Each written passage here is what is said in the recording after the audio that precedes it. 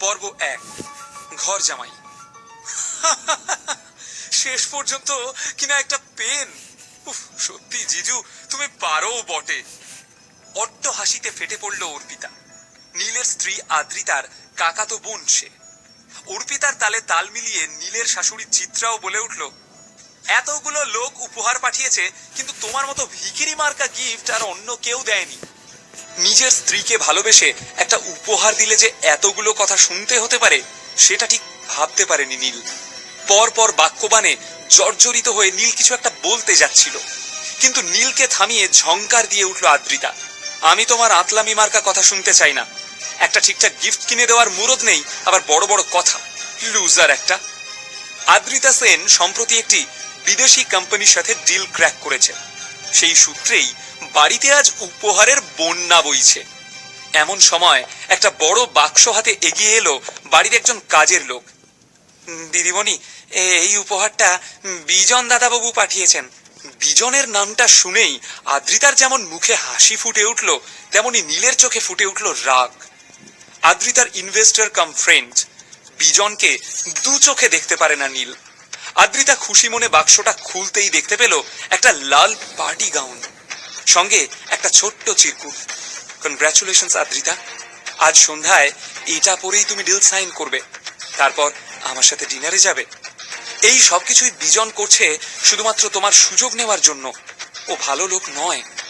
আদ্রিতাকে সাবধান করে বলে উঠল নীল, কিন্তু ওর সাবধানতার ফল হলো উল্টো।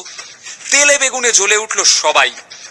নিজের পকেট গড়ের মাঠ, এদিকে অন্যের গিফট দেখে হিংসেতে জ্বলে যাচ্ছে। ব্যঙ্গ করে বলল চিত্রা। হঠাৎ নীলকে চ্যালেঞ্জ ছুড়ে দিল আদ্রিতা, ঠিক আছে, আমি তোমাকে একটা সুযোগ দিচ্ছি। এই ড্রেসটার দাম 50,000 টাকা। আজ সন্ধ্যে 7টার আগে এমন একটা ড্রেস কিনে দাও, আমি তোমার ড্রেস পরে ডিল সাইন করব। বিজনের সঙ্গে ডিনারেও যাব না। পারবে? এইবার আর চুপ করে থাকতে পারল না নীল। নিজের দাম্পত্যকে বাঁচাতে সে মরিয়া হয়ে বলে উঠল, পারবো। শুধু দোহাই তোমাকে, ওই বিজনের সঙ্গে ডিনারে যেও না। কথাটা যেন মনে থাকে। কাজটা করতে না পারলে কিন্তু তোমাকে ঘুঁটের মালা পরাবো। চিত্রাও নিজের রাগ উগরে দিল নীলের প্রতি। এটি সেন পরিবার, শহরের অন্যতম ধনী একান্নবর্তী পরিবার। তবে এই পরিবারকে সুখী পরিবারের অপবাদ পরম নিন্দুকেও দেবে না। এই বাড়িতে রোজ সকালে তুচ্ছ কারণে অশান্তি বেঁধে যায়, আর প্রত্যেক অশান্তির দায় শেষ পর্যন্ত নীলের ঘাড়ে গিয়ে পড়ে। অপমান সহ্য করেও নীল কোথাও যায় না, ঘর জামাই হয়ে পড়ে থাকে। কারণ ও জানে পরিবার ভাঙার যন্ত্রণা। পাহাড় প্রমাণ চিন্তা নিয়ে না খেয়েই নিজের ভাঙা স্কুটারে চড়ে রাস্তায় বেরিয়ে পড়ল নীল। এখন 12টা বাজে, হাতে বেশি সময় নেই। কিন্তু যার পকেটে মাত্র 50 টাকা, যে গত 2 বছর শ্বশুর বাড়ির অন্নে প্রতিপালিত, সে কিভাবে একদিনে রোজগার করবে 50,000 টাকা? রাস্তায় যাকেই দেখে তাকে হন্যে হয়ে জিজ্ঞেস করে নীল, একটা কাজ দিতে পারেন দাদা? আমার টাকার বড্ড দরকার। কেউ তাকে পাগল বলে এড়িয়ে যায়, কেউ বা আবার মুখ ঝামটা দিয়ে তাড়িয়ে দেয়। খুঁজতে খুঁজতে হঠাৎ একটা সাইনবোর্ডের দিকে চোখ যায় নীলের। সেখানে লেখা আছে, রক্তদান জীবনদান। এখানে উপযুক্ত মূল্যে রক্ত ক্রয় করা হয়। নীল জানতো পয়সার একটা জোগাড় হয়ে গেছে। নীলের ব্লাড গ্রুপ বেশ বিরল, ও নেগেটিভ। বাজারে এর চাহিদা প্রবল। নিজের রক্ত বিক্রি করে ওর ভালোবাসার জন্য উপহার কিনবে নীল। নিজের প্রেমকে প্রমাণ করতে চায় সে। এদিকে সাইনবোর্ডের ঠিকানায় পৌঁছতেই ডাক্তাররা লুফে নিল তাকে। ডাক্তারদের জোর জবরদস্তি করে পুরো 2 বোতল রক্ত দেওয়ার পর নীল পেয়ে গেল 30,000 টাকা। নীল ভেবেছিল 3 বোতল রক্ত দিয়ে পুরো টাকাটাই জোগাড় করে ফেলবে সে, কিন্তু ডাক্তারবাবু রাজি হলেন না। 30,000 টাকা নিয়েই নীল বেরিয়ে এলো হসপিটাল থেকে। ওখান থেকে দেওয়া ডিম কলাটা খেতে গিয়ে দেখলো রাস্তায় বসে থাকা এক ভিখারি বাচ্চা ওর দিকে লোলুপ দৃষ্টিতে চেয়ে রয়েছে। খাবারটা আর মুখে তুলতে পারল না নীল। হাসি মুখে তা বাচ্চাটাকে দিয়ে এগিয়ে গেল। পেটে একটা দানাও পড়ল না তার। মাথাটা খুব ঘুরছিল, পায়েও বিশেষ জোর পাচ্ছিল না সে। কিন্তু হাত ঘড়ির দিকে চোখ যেতেই নীল চমকে উঠল। এখন দুপুর 2টো, হাতে মাত্র কয়েক ঘন্টা। নিজের বউকে সেই বিজন রাক্ষসের হাত থেকে রক্ষা করার জন্য নীলের চাই আরো 20,000 টাকা। এভাবেই ঘুরতে ঘুরতে 3টে বেজে গেল। একে আদ্রিতার কাছে মুখ দেখাতে না পারার দুশ্চিন্তা, তার উপর দুপুরবেলার সূর্যের তেজ। হঠাৎ নীলের চোখের সামনে অন্ধকার নেমে এলো। সোজা গিয়ে সামনে থেকে এগিয়ে আসা একটা ফুড ট্রাকে ধাক্কা মারল সে। তারপর আর কিছু মনে নেই। কিছুক্ষণ পর চোখ মেলে নীল দেখলো রাস্তার মাঝখানে পড়ে আছে সে। চারপাশে অনেক লোক। ফুড ট্রাকের মালিক কমলবাবুর রাগত গলায় বলে চলেছে, কি সব উটকো লোক এসে পড়ে, এক পার্টির জন্য হন্যে হয়ে ওয়েটার খুঁজছি, তার উপর আবার এসব ঝামেলা, এ তো উঠে পড়েছে, এখন আমি চলি। এদিকে ঘড়ির দিকে তাকাতেই নীলের বুকটা ধক করে উঠল। 3:30 বাজে। দিক বিদিক জ্ঞান শূন্য হয়ে কমলবাবুর পা চেপে ধরল সে। ক্ষমা করবেন দাদা, আপনি কি কোনো ইভেন্টের কাজে যাচ্ছেন? আমাকে ওয়েটারের কাজটা দিন না, খুব দরকার দাদা, 20,000 টাকা জোগাড় করতে হবে। নীলকে এমন কাকুতি মিনতি করতে দেখে লোকটা অবাক। মাথা ফেটে রক্ত পড়ছে আর এ কিনা তার মধ্যেই কাজ চাইছে। কমলবাবু পা ছাড়িয়ে বললেন, বেশ বেশ, একটা কিটি পার্টি আছে, সেখানে লোকেদের খাবার দেওয়া, বাসন মাজা, টেবিল পরিষ্কার করা, এই সব পারবেন আপনি? তবে অত দিতে পারবো না, 15,000 দেব, চলবে? এ তো মেঘ না চাইতেই জল। প্রস্তাবটা লুফে নিল নীল। টলমলো পায়ে উঠে দাঁড়ালো সে। লেক গার্ডেন্সের একটা বিলাসবহুল বাগান বাড়িতে আজ সব বড় লোকের বউদের কিটি পার্টি চলছিল। সেখানে পৌঁছে নীল তড়িঘড়ি নিজের নোংরা জামাকাপড় ছেড়ে ওয়েটারের কস্টিউমটা পরে নিল। জায়গাটা ডেকোরেট করে খাবার পরিবেশন করতে যাবে এমন সময় নীল দেখলো আদ্রিতার মা চিত্রা এবং কাকাতো বোন অর্পিতাও এসেছে সেখানে। ওদের দেখে প্রমাদ গুনল নীল। এরা দুজন নীলকে দেখতে পেলে আর রক্ষে নেই, হয়তো এমন ঝামেলা করবে যে কমলবাবু ওকে টাকাটাই দেবে না। পাথরের মূর্তির মতো দাঁড়িয়ে কি করবে ভাবছিল নীল। তখন কমলবাবু পেছন থেকে তাড়া লাগালো, সঙ্গের মতো দাঁড়িয়ে আছো কেন, খাবার সার্ভ করো। কাঁপা কাঁপা পায়ে পা বাড়াতেই কমলবাবু বলে উঠল, আরে মাস্ক ছাড়ে যাচ্ছ কেন, এসব বড় লোকেরা ভীষণ হেলথ কনসিয়াস হয়। কমলবাবুর বকুনিতে যেন আশার আলো দেখতে পেল নীল। মাস্ক পরে চুপচাপ সবাইকে খাবার সার্ভ করে বেরিয়ে এলো সে। তারপর মদের পেগ বানিয়ে লোকের এঁটো কাটা তুলে, টেবিল মুছে, বাসন মেজে সবটা প্রায় সামলে নিল নীল। কিছু টাকা টিপস পেয়ে সাথে কমলবাবুর দেওয়া টাকা যোগ করে 20,000 টাকা জোগাড় করে নিল সে। মনের আনন্দে লাফিয়ে উঠল নীল। ভাবলো, আদ্রিতা, আজ আমি প্রমাণ করে দেব যে সত্যি আমি তোমাকে কতটা ভালোবাসি। সাউথ কলকাতার 5খানা বুটিক ঘুরে সব থেকে দামি ডিজাইনার বুটিকে একটি সুন্দর নীল রঙের ড্রেস পছন্দ করলো নীল। যেন মনে মনে দেখতে পেল আদ্রিতাকে, কি অপূর্বা সুন্দরী লাগছে তাকে। কিন্তু বিল মেটাতে গিয়ে 440 ভোল্টের ঝটকা খেলো নীল। এ কি, এ তো মাত্র 20,000 টাকা, বাকি 30,000 টাকা গেল কোথায়? বিদ্যুৎ চমকের মতো নীলের মনে পড়ল সে নিজের জামা কাপড় ছেড়ে ওয়েটারের পোশাক পরেছিল। সারা পার্টিতে ওই 30,000 টাকাটা ওভাবেই রাখা ছিল ও ছেড়ে রাখা প্যান্টের পকেটে। কেউ হয়তো সুযোগ বুঝে চুরি করে নিয়েছে। মাথায় বাজ পড়ল নীলের। প্রায় 6টা বাজে, 7টায় বেরোবে আদ্রিতা। দাঁত খিচিয়ে সেই বুটিকের ম্যানেজার বলল, কি হলো, পেমেন্টটা তো করুন, ড্রেস নিয়ে দাঁড়িয়ে আছেন। চোখে জল এসে গেল নীলের।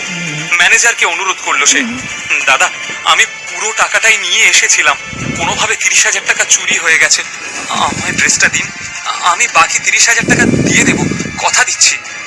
ম্যানেজার বলে উঠল, যে অবস্থায় দোকানে এসেছিলে দেখেই বুঝেছিলাম কেনার ক্ষমতা নেই। এই কে আছিস, ঘাড় ধাক্কা দিয়ে বের করে দে এটাকে। সারাদিন অক্লান্ত পরিশ্রম করেও ভাগ্যের কাছে হেরে সেন বাড়িতে ফিরল নীল। বাড়িতে পা রাখতেই চিত্রা ঘুঁটের মালাটা পরিয়ে দিল নীলকে। চমকে উঠল নীল। জানতাম হারবে, তাই প্রথমেই ঘুঁটের মালাটা পরিয়ে দিলাম, অকর্মা কোথাকার। ব্যঙ্গ করে বলে উঠল চিত্রা। কিন্তু কোনো কথার উত্তর দেওয়ার মতো অবস্থায় ছিল না নীল। সিঁড়ির দিকে তাকিয়ে ও পাথরের মতো দাঁড়িয়েছিল। কেননা বিজনের দেওয়া ড্রেসটা পরে নেমে আসছিল আদ্রিতা। অপূর্ব মোহময়ী দেখাচ্ছিল তাকে, যেন স্বর্গের কোনো অপ্সরা। অর্পিতা এবং চিত্রাকে বাই বলে বেরিয়ে গেল আদ্রিতা। নীলকে কিছু বলারও সুযোগ দিল না, যেন ও জানতোই যে নীল পারবে না। মনের দুঃখ মনেই চেপে রেখে নিজের ঘরে ফিরে এলো সে। ড্রেসিং টেবিলে রাখা আদ্রিতার বাবা প্রতীক সেনের ফটো ফ্রেমটা তুলে নিয়ে প্রশ্ন করল নীল, এ আমাকে কোথায় ফাঁসিয়ে গেলেন গুরুদেব? আপনার কথায় আপনার মেয়েকে বিয়ে করে এই বাড়িতে থাকতে রাজি হয়েছিলাম। ঈশ্বর জানেন, এর পিছনে আমার কোনো অসৎ উদ্দেশ্য ছিল না। আমি জানি না আমাদের এই সম্পর্কের ভবিষ্যৎ কি, শুধু এইটুকু জানি আদ্রিতাকে আমি ভীষণ ভালোবেসে ফেলেছি। কিন্তু রোজকার এই অপমান তো আমি আর নিতে পারছি না। হঠাৎ পাশের ঘর থেকে আসা টিভির নিউজ শুনে স্থির হয়ে গেল নীল। দেশের অন্যতম এবং পূর্ব ভারতের বৃহত্তম নির্মাণ সংস্থা রয় চৌধুরী কনস্ট্রাকশন লিমিটেডের ভবিষ্যৎ এবার বড়সড় প্রশ্নচিহ্নের মুখে। বিপুল লোকসানে চলা সংস্থাটি যে কোনো দিন দেউলিয়া হয়ে যেতে পারে। হঠাৎ খুব ব্যস্তভাবে নিজের সস্তার ফোনটা উঠিয়ে নিল নীল, আর দেখলো 40টা মিস কল আর 10টা টেক্সট মেসেজ। নীল প্রথম মেসেজটা খুলে পড়ল। নীল, তোমাকে ভীষণ প্রয়োজন, একবার যোগাযোগ করো। জানি তুমি রেগে আছো, কিন্তু এখন ওসব ভুলে যাও প্লিজ। এমন অনেকগুলো মেসেজ পড়ার পর মাথা গরম হয়ে উঠল নীলের। আপন মনেই সে বলল, বাবা এত ভালোবাসা। এমন সময় ফোন আবার বেজে উঠল। নীল ফোনটা রিসিভ করতেই ওপার থেকে এক বৃদ্ধের কণ্ঠস্বর ভেসে এলো। হ্যালো নীল। নীল ভীষণ ঠান্ডা ভাবে উত্তর দিল, বলুন মিস্টার শশাঙ্ক রায়চৌধুরী। এমন কঠোর সম্ভাষণ আশা করেননি শশাঙ্ক রায়চৌধুরী। কোন রকমে নিজেকে সামলে নিয়ে বললেন, কেমন আছিস দাদু ভাই, তোকে বড় মিস করি। নীল বিদ্রুপ করে বলল, এতগুলো বছর লেগে গেল আমায় মিস করতে? বৃদ্ধ বোধহয় এইসব শোনার জন্য প্রস্তুত হয়েই ছিলেন। বেশ দুর্বল ভাবে বলে উঠলেন, জানি বাবা তুই রেগে আছিস, যে অন্যায় আমরা তোর সাথে করেছি তাতে তোর রাগ হওয়াটাই স্বাভাবিক। নীলের থেকে কোনো উত্তর না পেয়ে শশাঙ্কবাবু বলে চললেন, কিন্তু বিশ্বাস কর, এতগুলো বছরে একটা দিনও তোর কথা না ভেবে আমি কাটাতে পারিনি। নীল বিদ্রুপের সুরে বলল, খবরে শুনলাম রয় চৌধুরী গ্রুপ অফ ইন্ডাস্ট্রিজ ডুবতে চলেছে, তাই আমায় মনে পড়লো তো। শশাঙ্কবাবু এড়িয়ে গিয়ে বেশ দুর্বল গলায় বললেন, তোর কি ধারণা আমি এতদিন পরে বিজনেস ম্যাটার ডিসকাস করতে তোকে ফোন করেছি? না রে পাগল, আমি তো শুধু তোর গলাটা একবার শুনবো বলে। নীল বুঝতে পারলো মানুষটা এত সহজে কাবু হওয়ার নয়, তাই বেশ বিরক্ত হয়ে বলল, গলা শুনে নিয়েছেন, বাই। না না। নীলের ফোন রাখার আগেই চিৎকার করে উঠলেন শশাঙ্কবাবু, ফোন রাখিস না দাদু ভাই, আমি জানি আমাদের পাপের ক্ষমা নেই, কিন্তু আমার দাদু ভাই তো অনেক বড় মনের মানুষ। আমি জানি আমি আপনাদের মতো ছোট মনের মানুষ নই। শশাঙ্কবাবুকে কথার মাঝখানে থামিয়ে দিয়ে রীতিমতো বিরক্ত হয়ে বলে উঠল নীল। তারপর নিজেকে একটু সংযত করে বলল, আমি আপনাদের ক্ষমা করে দিয়েছি, আপনারাও ভালো থাকুন আর আমাকেও শান্তিতে থাকতে দিন। শশাঙ্ক ভীষণ ক্লান্ত ভাবে বলল, কিন্তু দাদু ভাই আমি যে একেবারে ভালো নেই। অস্ত্রটা গিয়ে জায়গা মতো লাগলো। অস্থির হয়ে উঠল নীল। কেন, কি হয়েছে? পোড় খাওয়া শশাঙ্ক হাড়ে হাড়ে জানেন, যে গরু দুধ দেয় তার লাথিটাও হাসি মুখে হজম করে নিতে হয়। এতক্ষণ ধরে সেটাই করছিলেন তিনি, কারণ নীলের কাছেই আছে রয় চৌধুরী গ্রুপ অফ ইন্ডাস্ট্রিজকে বাঁচানোর জীবন কাঠি। তাই কথায় যথাসম্ভব যন্ত্রণা এনে বললেন শশাঙ্কবাবু, বয়স হয়েছে আমার, শরীরের কলকবজাগুলো এবার আস্তে আস্তে জবাব দিচ্ছে, কখন আছি কখন নেই। ভীষণ দেখতে ইচ্ছা করে তোকে, আয় না একবার, একবার চোখের দেখাটুকু দেখে নিতে দে। নীল জানে এই হঠাৎ উপচে পড়া স্নেহের কারণ শুধুই ভালোবাসা নয়, কিন্তু উদ্দেশ্যটা কি সামনাসামনি না বসে সেটা বোঝা সম্ভব না। তাই না চাইতেও শশাঙ্কবাবুর সাথে দেখা করতে রাজি হয়ে গেল নীল। ঠিক আছে, কিন্তু এটাই শেষবার, তবে আমি বাড়িতে আসছি না, অফিসেই আপনার সঙ্গে দেখা করে নেব, বাই। আর কোনো কথা না বলেই ফোন কেটে দিল সে। নীল বোকা নয়, ও জানে রয় চৌধুরী গ্রুপ অফ ইন্ডাস্ট্রিজ ডুবতে বসার খবর মার্কেটে রটে যাওয়ার পরেই হঠাৎ শশাঙ্ক রায়চৌধুরী ওকে মিস করা শুরু করেছেন। এর মানে আর যাই হোক, স্নেহ ভালোবাসা হতে পারে না, কিন্তু স্বার্থটা কি?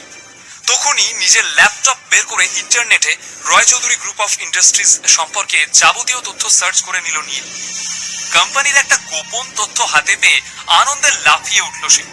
চিৎকার করে বলল, এতদিনে তোদের বাগে পেয়েছি, দেখ কি করি এবার। কিন্তু প্রশ্ন হলো, সত্যি কি রয় চৌধুরী গ্রুপ অফ ইন্ডাস্ট্রিজ ডুবতে চলেছে?